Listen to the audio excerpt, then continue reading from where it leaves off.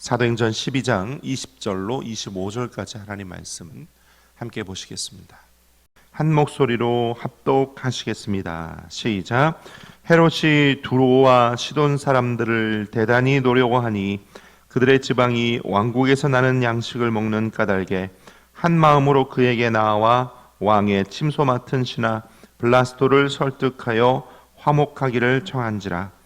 헤롯이 나를 택하여 왕복을 입고 단상에 앉아 백성에게 연설하니 백성들이 크게 부르되 이것은 신의 소리요 사람의 소리가 아니라 하거늘 헤롯이 영광을 하나님께로 돌리지 아니하므로 주의 사자가 곧 친히 벌레에게 먹혀 죽으니라. 하나님의 말씀은 흥왕하여 더하더라.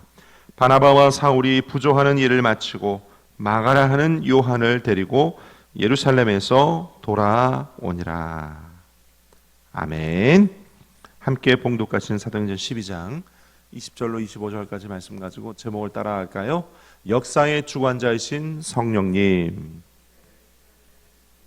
네, 역사의 주관자이신 성령님, 이런 제목을 함께 말씀 나누겠습니다. 여러분, 하나님은 우리 인류의 모든 역사를 주관하시는 주권자이심을 믿으십니까? 오늘 본문에 사도행전 12장을 우리가 보고 있는데, 제가 새벽 예배를 인도하는 날은 계속 사도행전을 보고 있지 않습니까? 어느덧 12장에 왔습니다. 12장의 앞쪽에 보면 헤롯 왕이 나오고, 이 헤롯 왕이 정치적인 문제 때문에 유대인들에게 지지를 얻으려고 유대인들이 그토록 싫어하는 예수의 제자들, 다시 말해 예루살렘 초대교회를 핍박하기 시작하고, 그로 말미암아 야고보를 죽입니다. 첫 번째 예루살렘 교회의 순교자는 야고보였어요. 이 야고보가 죽고 난 뒤에 베드로마저도 죽이려고 베드로를 잡아서 옥에 가두었는데 하나님께서 천사를 보내요. 베드로를 그 옥에서 꺼내어 주십니다. 그 장면을 우리가 보았죠. 그 다음 장면을 성령께서 이끌어 가시는 성령님의 모습, 역사를 이끌어 가시고 역사를 주관하시는 성령님의 모습, 오늘 20절부터 25절 끝절까지의 모습 가운데 성령님의 세 가지 모습 살펴보면서 한번 따라할까요? 역사의 주관자이신 성령님을 만날 수 있기를 바랍니다. 첫째로는 헤롯이 죽고, 그 다음 말씀이 흥왕하고, 마지막으로 바나바와 사울이 마가 요한을 데리고 예루살렘에서 안디옥으로 돌아가는 세 가지 장면인데요. 역사를 주관하시는 하나님, 이 역사를 주관하신 하나님, 그러니까 여러분 요즘 이스라엘과 팔레스타인의 전쟁 아시죠? 아시죠? 작년에는 우크라이나와 러시아의 전쟁이 있었고, 그렇죠? 올해는 러시아와 팔레스타인의 전쟁이, 이스라엘과 팔레스타인의 전쟁이 있고, 그 다음 이미 전쟁이 예고되어 있는데 앞으로는 중국과 대만의 전쟁이 있을 것입니다. 중국과 대만의 전쟁에는 그 대만 뒤에는 미국이 있어요. 근데 놀라운 사실은 러시아 우크라이나 전쟁, 그다음 이스라엘 팔레스타인의 전쟁, 또 중국과 대만의 전쟁이 결코 서로 무관하지 않다는 것입니다. 이 전쟁이 다 연결되어 있어요. 연결되어 있어요. 우크라이나 뒤에 미국이 있고, 이스라엘 뒤에 미국이 있고, 대만의 뒤에 미국이 있습니다. 그 반대편에 러시아와 중국과 북한이 있어요. 그리고 이란을 비롯한 중동의 세력들이 있습니다. 결코 무관하지 않아요. 엊그저께도 보니까 러시아의 어떤 군인이 동영상을 찍어가지고 유튜브에 올렸는데 거기에 뭐라고 그래요? 우리 친구, 우리 동지 북한이 보내온 포탄으로 그걸 받아가지고 전쟁을 하고 있다고. 그러니까 북한은 그렇게 아니다라고 얘기를 했지만 결국 50만 발에서 100만 발 가까운 북한제 포탄이 러시아에 가서 지금 러시아의 전쟁을 돕고 있다는 거죠. 그러니까 우리가 이런 시대 정신, 역사 정신을 가지고 뉴스를 보고 세상을 바라보면 하나님이 보이는 그런 영성이 저와 여러분에게도 있게 될 수 있기를 바랍니다. 그래서 첫째로 세상의 역사를 주관하시는 하나님입니다. 헤로드 왕이 야고보를 죽였어요. 12장 1절로 2절 제가 읽어드릴게요. 그때 이 헤로드 왕이 손을 들어 교회 중에서 몇 사람을 해하려 하여 요한의 형제 야고보를 칼로 죽입니다. 그런데 베드로는 죽이지 못하고 가이사랴로 돌아갑니다. 18절 19절을 제가 읽어드릴게요. 날이 새매 군인들은 베드로가 어떻게 되었는지 알지 못하고 적지 않게 소동하니 헤롯이 그를 찾아도 보지 못하매 파수꾼들을 신문하고 죽이라 명하니라. 헤롯이 유대를 떠나 가이사랴로 내려가서 머뭅니다. 여러분, 베드로를 살리신 이가 누구십니까? 하나님이십니다. 그러니 헤롯이 아무리 죽이려고 해도 베드로를 죽일 수가 없었던 거죠. 헤롯은 애꿎은 베드로를 지켰던 파수꾼들만 죽이게 됩니다. 그렇게 가이사랴로 헤롯이 돌아갔는데 그곳에서 헤롯이 너무 교만하고 너무 자고한 나머지 하나님의 영광을 도둑질하는 일이 생겨요.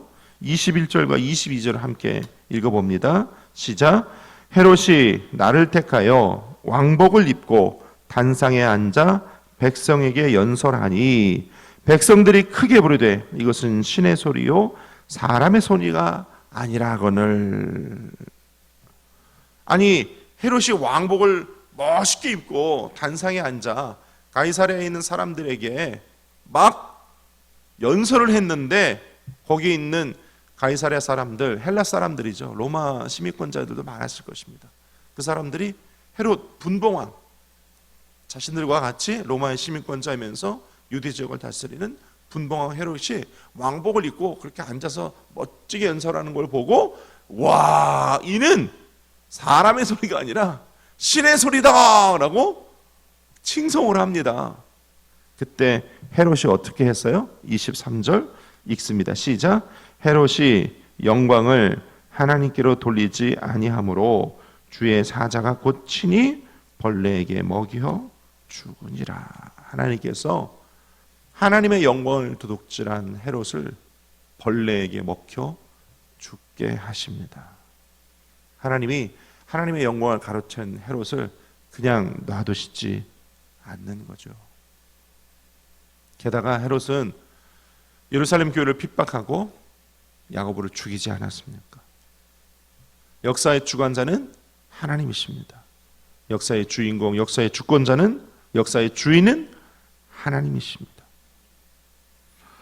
이 사도행전을 통해서도 우리가 알 수 있는 것은 이 사도행전은 성령 행전이라고, 성령께서 예수님의 제자들을 예루살렘뿐만 아니라 온 유대와 땅끝까지 보내어 초대 교회들을 세우시고 복음 전파하는 모습들, 심지어는 이방인이었던 사울 곧 바울을 불러서 회심시키시고 온 유럽에 복음 전파하는 모습을 보여주고 있잖아요. 이 사도행전을 통해서도 우리가 알 수 있는 것은 교회의 주권자도 하나님이십니다. 아멘이시죠? 교회의 주인, 교회의 주권자 당연히 성령님이시죠. 사도 바울이 먼저 아시아 지역에 복음을 전하라고 했을 때 그 환상 중에 마게도냐 사람이 나타나 건너와서 우리를 도우라. 그 꿈에서 깬 그 다음날 바로 구브로 마게도냐로 건너가는 배를 타고 건너가지 않습니까? 여러분, 이 교회와 복음 전파 선교의 주인이요 주권자는 우리 주 성령님이십니다. 할렐루야. 그러므로 우리 교회도 성령께서 이곳 오류 이동 53번지에 우리의 교회를 세우시고 이곳에 복음을 전파하게 하실 때 하나님께서 이곳을 구원하기로 작정하신 영혼들을 우리 경인성전으로 보내어 주실 것입니다. 할렐루야. 두 번째로 역사의 격동기 속에서도 하나님의 말씀은 흥왕합니다. 우리 24절을 함께 읽습니다. 시작. 하나님의 말씀은 흥왕하여 더하더라. 아멘. 여러분, 이 12장 20절에서 25절의 배경에 보면 헤롯이 예수 그리스도의 제자들을 막 죽이려고 하고 예루살렘 교회를 핍박합니다. 게다가 그 예루살렘 안에 있던 유대인들, 예수를 십자가에 못 박았던 사람들, 그들도 예수님의 제자들과 예루살렘 교회를 핍박하죠. 그래서 순교도 당하고 베드로가 감옥에도 갇히고 군인들이 막 베드로를 찾아서 막 찾아다니는 상황. 베드로는 쫓겨다니는 상황이죠. 핍박당하고 도망다니고 쫓겨다니는 이와 같은 어려운 속에서도 하나님의 말씀은 흥왕하였다. 할렐루야. 왜냐하면 우리가 이제 12장 25절은 끝절이거든요. 그 다음에 13장을 우리가 다음 볼 텐데 13장에 보면 13장에서부터는 본격적으로 하나님의 말씀이 안디옥, 비시디아, 안디옥, 구브로, 이고니온, 루스드라 이런 지역에 점점 퍼져나가는 모습이 13장, 14장, 15장 계속 나오고 있어요. 여전히 그리스도인들은 핍박을 당하고 여전히 그들은 쫓겨다니고 도망자 신세이나 하나님의 말씀은 그들과 함께 온 유럽 지역에 퍼지면서 말씀이 흥왕하는 모습을 우리는 사도행전을 통해 보게 될 것입니다. 이 말씀을 통해서 우리가 희망을 얻을 수 있는 것은 우리가 환경이 점점 나빠지고 있죠. 그렇죠? 세상은 교회와 예수 그리스도를 점점 미워하고 교회는 점점 숫자적으로만 말하는 겁니다. 숫자적으로는 줄어가고 하나님의 역사들은 점점 어두워지는 것 같으나 그러나 하나님은 구원하시기로 작정한 영혼들을 향한 하나님의 역사를 결코 그치지 않으실 것입니다. 하나님은 더욱 흥왕하게 복음과 선교를 통해서 영혼들을 구원하실 것입니다. 그 가운데 유다 깃발 들고 앞장선과 같이 우리 경인성전이 있습니다. 할렐루야. 그러므로 우리는 더욱 믿음과 충성을 가지고 복음을 전파해야 할 줄로 믿습니다. 세 번째로 이렇게 새로운 성령 역사의 여명이 밝아오게 되는 것입니다. 25절을 우리 크게 읽겠습니다. 시작. 바나바와 사울이 부조하는 일을 마치고 마가라 하는 요한을 데리고 예루살렘에서 돌아오니라. 제가 이 설교 준비하면서 25절에 바나바와 바울이 마가 요한을 데리고 예루살렘으로부터 돌아왔다. 이게 도대체 무슨 말인가? 말씀을 묵상하다가 자료를 살펴봤어요. 그랬더니 예루살렘으로부터 돌아오니라 그 가운데 빠진 글자가 있어요. 왜냐하면 따라할까요? 예루살렘에서부터 안디옥으로 돌아오니라. 바나바와 사울이 요한을 데리고 예루살렘으로부터 안디옥으로 돌아왔다. 그 다음 어떤 일이 벌어졌어요? 13장, 14장, 15장에 그 안디옥에서부터 온 유럽과 세계로 향한 본격적인 세계 선교가 이제 시작이 됩니다. 그래서 여러분 안디옥 교회는요 본격적인 세계 선교의 전초 기지였던 거예요.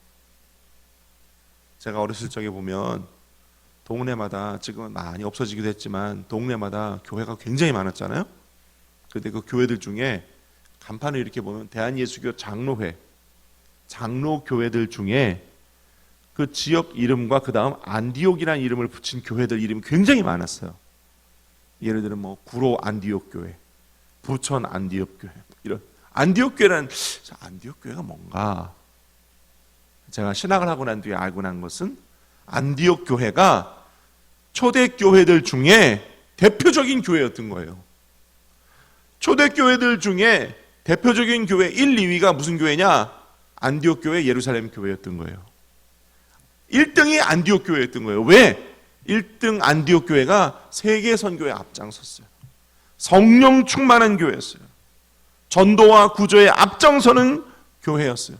특별히 안디옥 교회는요 사도 바울이 열과 성을 다해서 말씀을 가르치고 그 말씀을 따라 선교하러 나가라 하여 많은 선교사를 파송한 교회였어요. 할렐루야. 그래서 여러분 이 안디옥 교회는요 성령 충만하고 말씀 가르치고 구제와 선교에 앞장선 교회였기 때문에 안디옥 교회가 오늘날까지 교회의 본이 되는 것이죠. 그런 역사들을 보면 안디옥 교회처럼 성령 충만하고 말씀 열심히 가르치고 선교하고 구제하는 교회는 흥왕합니다. 할렐루야! 흥왕해요. 여전히 헤롯과 같은 주권자의 핍박이 있고 유대인들의 핍박이 있고 군인들의 핍박이 있고 순교당하고 감옥에 갇히고 이런 환경과 상관없이 하나님은 교회를 이끌어 가시고 역사를 주관해 가십니다. 우리 경인성전도 하나님께서 이와 같이 이끌어 가실 줄로 믿습니다. 말씀 맺기 원합니다. 하나님은 역사의 주관자이십니다. 믿으십니까? 우리도 그 하나님의 주관하시는 역사에 속해 있습니다. 하나님은 우리를 통해 하나님의 뜻을 이루실 것입니다. 오늘 우리 경인성전이 오늘로부터 안디옥 교회와 같이 하나님의 뜻에 동참하고 그 사명을 잘 감당할 수 있기를 바랍니다. 믿음으로 순종하고 성령 충만하고 열심히 예배드리고 열심히 복음 전하고 열심히 선교에 앞장서고 구제하고 나누는 사랑을 실천하는 우리 경인성전 될 때 하나님은 우리를 통해 반드시 놀라운 일들을 넘치도록 이루실 것을 믿습니다. 기도하겠습니다. 아버지 하나님,